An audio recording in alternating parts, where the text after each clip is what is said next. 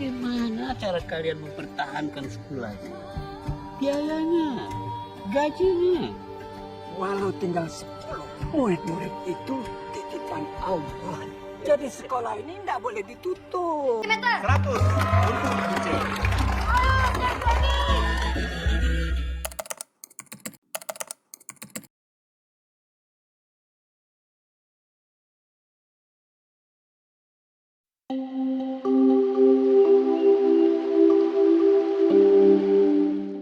Film ini adalah sebuah potret perjuangan, persahabatan, dan mimpi dari 10 anak miskin di Pulau Belitung yang bersekolah di sebuah sekolah tua yang nyaris roboh. Namun di sana mereka menemukan dua sosok guru yang luar biasa. Sebelum kita masuk ke ceritanya, pastikan kalian sudah subscribe dan nyalakan loncengnya supaya kita semakin semangat untuk membuat konten untuk kalian semua. Cerita dibuka dengan kilasan sejarah Pulau Belitung di masa penjajahan Belanda yang menggambarkan betapa kayanya pulau itu akan sumber daya timahnya. Namun kekayaan itu berbanding terbalik dengan kemiskinan yang dialami warga lokalnya. Kita kemudian melompat ke tahun 1974, di mana seorang anak bernama Ikal diantar oleh ayahnya untuk hari pertama sekolah.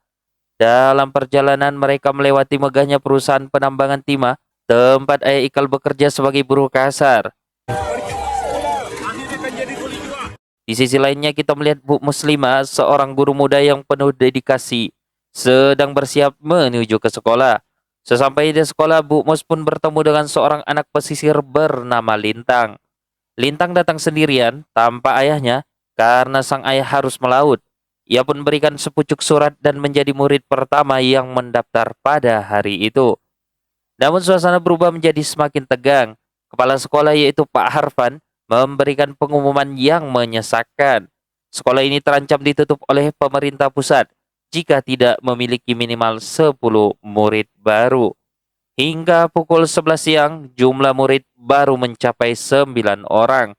Pak Harfan hampir saja menyerah dan hendak memulangkan mereka semua. Saat harapan hampir sirna, dan Bu Muslimah pun sudah bersiap mengambil sepedanya. Tiba-tiba, dari kejauhan muncullah seorang anak istimewa bernama Harun. Kedatangan Harun disambut sorak-sorai oleh Ikal dan teman-temannya. Akhirnya, cita-cita harapan anak bangsa ini bisa kembali bersinar dan menyala. Harun menjadi murid ke-10, penyelamat bagi SD Muhammadiyah, agar kelas baru tetap bisa dibuka. Waktu pun terus berlalu, 5 tahun kemudian anak-anak ini telah tumbuh besar.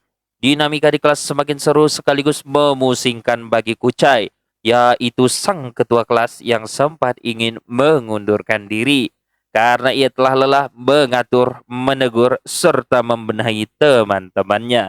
Ya, namanya juga anak kecil.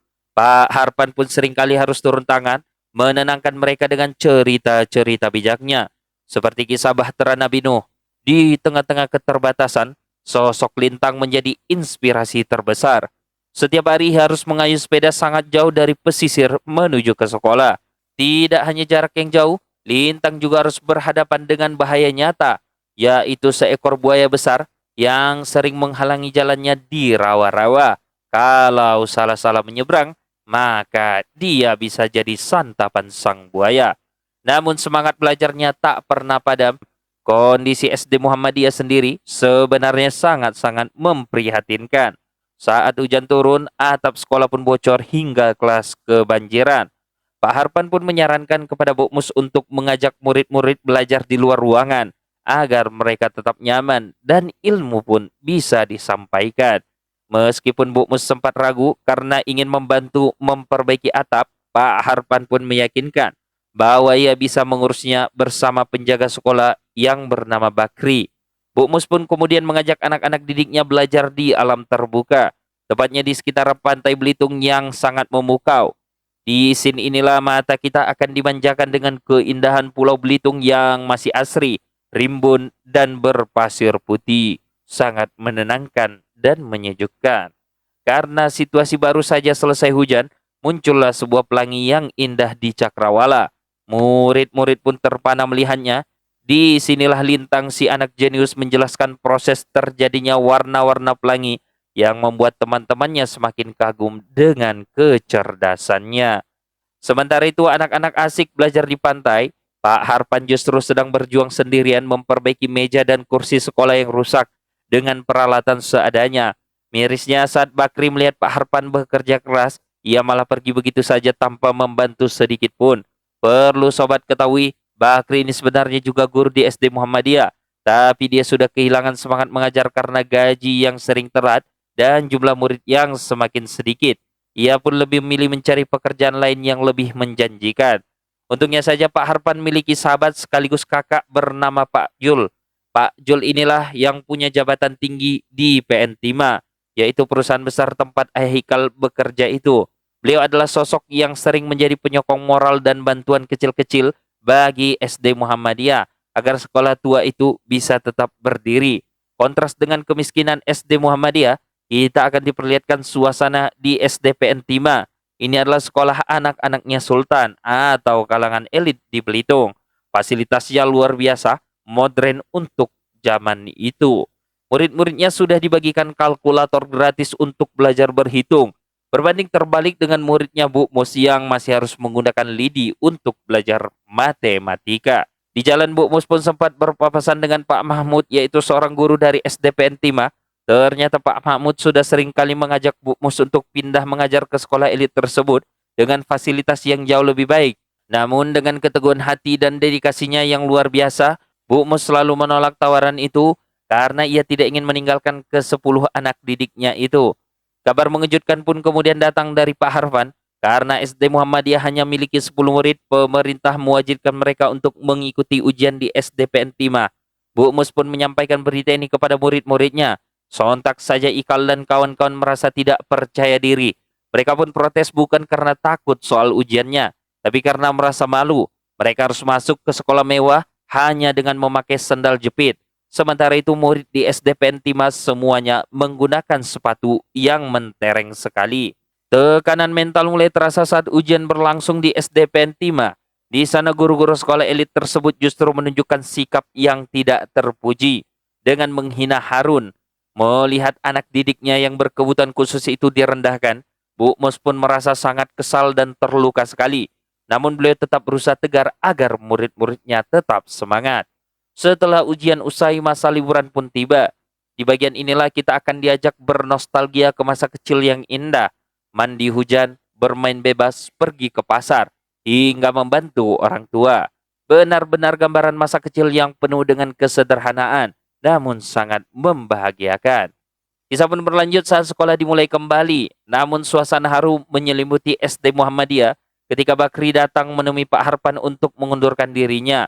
Bakri sudah tidak tahan lagi, ia pun merasa sekolah itu tidak punya masa depan dan memilih pindah ke sekolah lain yang tawarannya tidak bisa menunggu lama. Bu Mus dan Pak Harpan pun sempat memohon agar ia bertahan sampai anak-anak lulus. Namun keputusan Bakri sudah bulat. Bu Mus sampai menangis sedih mendengar perkataan Bakri yang seolah-olah mematikan harapan bagi sekolah mereka sendiri. Ini mungkin menjadi dilema di dunia pendidikan hingga sampai saat ini. Bertahan mungkin kita akan diinjak-injak, bertahan mungkin kita akan direndahkan dengan gaji yang sedikit dan bantuan yang minim. Sementara moral kita berkata, kita harus tetap mendidik anak-anak ini. Dan sebagian besar pemerintah mengatakan, guru-guru yang digaji dengan gaji yang sedikit, walaupun itu sudah sangat banyak dampaknya, harus ikhlas, tidak memikirkan gaji. Padahal orang hidup dari uang dan gaji tersebut. Untuk mencairkan suasana, Bu Mus pun mengutus Ikal dan Lintang pergi ke Manggar untuk membeli kapur tulis. Di toko yang direkomendasikan Bu Mus, Ikal mengalami kejadian yang merubah dunianya. Saat ia hendak mengambil kapur dari balik tirai, ia pun terpesona melihat kecantikan jemari dan kuku tangan sang penjaga toko. Ikal pun langsung jatuh cinta kepada pandangan pertamanya. Di sisi lain, Bu Mus mendapatkan ide cemerlang setelah bertemu temannya yang sedang berbelanja kebutuhan karnaval. Beliau pun berencana mengikut sertakan murid-muridnya dalam lomba karnaval 17-an tingkat kabupaten. Bu Mus pun menunjuk Mahar sebagai ketua timnya. Mahar ini adalah sosok maestro kesenian di SD Muhammadiyah. Imajinasinya luar biasa dan sangat artistik sekali. Mahar pun mulai mencari ide unik untuk karnaval. ia menemani Ikal kembali ke pasar dengan alasan membeli kapur. Padahal Ikal sengaja membuang kapur di kelas dan memberikannya kepada Harun agar punya alasan kembali ke toko untuk melihat sang pujaan hati. Ikal bahkan sudah menyiapkan surat cinta. Ternyata gadis pemilik kuku cantik itu bernama Aling. Lewat bantuan teman sekelasnya, Akiong, yang ternyata masih kerabat Aling, Ikal akhirnya bisa bertemu dan bertukar puisi. Sebuah romansa monyet yang manis lewat surat menyurat. Karena zaman itu belum ada media sosial atau smartphone. Hari karnaval 17-an yang dinanti pun tiba. Mahar, sang maestro kecil, menyiapkan tarian nyentrik dengan kostum dari tumbuh-tumbuhan dan kalung buah aren. Awalnya penonton menertawakan penampilan SD dari Muhammadiyah yang terlihat aneh ini. Namun keunikan dan semangat mereka justru memikat hati para juri. Tak disangka-sangka, SD Muhammadiyah berhasil menjadi juara, mengalahkan SD PN Timah yang selalu mendominasi selama puluhan tahun. Kemenangan ini membuat sekolah mereka mulai dipandang dan mendapatkan murid baru bernama Flo, seorang anak kaya raya yang nekat pindah demi bisa berteman dengan Mahar dan kawan-kawannya. Namun kehadiran Flo dan hobi baru mereka mencari dukun sakti bernama Tubayan Tula sempat membuat nilai anak-anak anjlok. Bu Mus pun mulai khawatir. Di sisi lainnya Ikal harus menelan pil pahit saat ia kembali ke toko kapur untuk menemui Aling. Ternyata gadis itu sudah pindah ke Jakarta. Ikal hanya mendapatkan sebuah kotak titipan bergambar menara Eiffel yang menurut Lintang adalah simbol dari Paris, yaitu Prancis. Duka mendalam kemudian menyelimuti sekolah ketika Pak Harpan ditemukan meninggal dunia dalam posisi seperti sedang tertidur. Kepergian sosok ayah sekaligus pelindung sekolah ini membuat Bu Mus trauma dan sempat berhenti mengajar. Sekolah pun menjadi sepi, namun Lintang menjadi pahlawan. Ia pun membakar semangat Ikal dan teman-temannya untuk tidak pernah menyerah. Kita harus sekolah agar bisa mengejar cita-cita, ucap Lintang. Berkat kegigihan mereka, Bu Mus pun akhirnya kembali mengajar lagi. Puncaknya adalah lomba cerdas cermat Sepulau Belitung.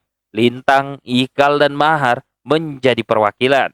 Perjalanan Lintang menuju lomba pun hampir gagal karena seekor buaya besar menghalangi jalannya di rawa dan nampaknya agak sengaja diperlambat jalannya agar Lintang bisa terlambat. Beruntungnya, ia pun berhasil sampai tepat waktu. Di panggung lomba, kecerdasan Lintang benar-benar meledak sekali. Ia pun menjawab soal matematika rumit dengan sangat cepat tanpa mencoret kertas sedikit pun. Hingga juri pun sempat menuduhnya curang. Namun kebenaran pun terungkap. Jawaban Lintang benar dan SD Muhammadiyah resmi menjadi juara cerdas cermatnya. Sayangnya kegembiraan itu pun tidak tertahan lama. Setelah kemenangan itu, Lintang tidak pernah lagi muncul di sekolah. Ternyata ayahnya meninggal dunia di laut. Sebagai anak tertua, Lintang pun terpaksa mengubur mimpinya menjadi ilmuwan demi menjadi tulang punggung keluarga dan merawat adik-adiknya. Momen perpisahan Lintang dan teman-temannya dan Bu Mus pun menjadi adegan paling menyedihkan dan menyakitkan, di mana seorang yang jenius harus menyerah pada keadaan ekonominya. Dan film Laskar Pelangi ini adalah pengingat keras bagi kita semua bahwa di luar sana banyak anak-anak berbakat yang harus kehilangan masa depannya karena kemiskinan. Lintang merupakan bukti bahwa otak cemerlang sekalipun bisa patah oleh keadaan. Namun semangat Laskar Pelangi tetap abadi. Mereka mengajarkan kita untuk tetap menari meski dunia tak seindah pelangi. Seperti lagunya Laskar Pelangi. Oke, pesan moralnya bersyukurlah jika hari ini kalian masih bisa sekolah dengan fasilitas yang cukup. Jangan pernah sia-siakan kesempatan itu. Karena ada banyak lintang-lintang lain yang harus melepas mimpi mereka demi sesuap nasi. Terima kasih sudah menonton ulasan nostalgia film kali ini. Jika kalian suka, silakan like, komen, dan share. Jika kalian tidak suka, mohon disuka-sukakan. Mohon maaf juga jika ada salah kata. Sampai jumpa di film-film selanjutnya. See you. Wassalamualaikum.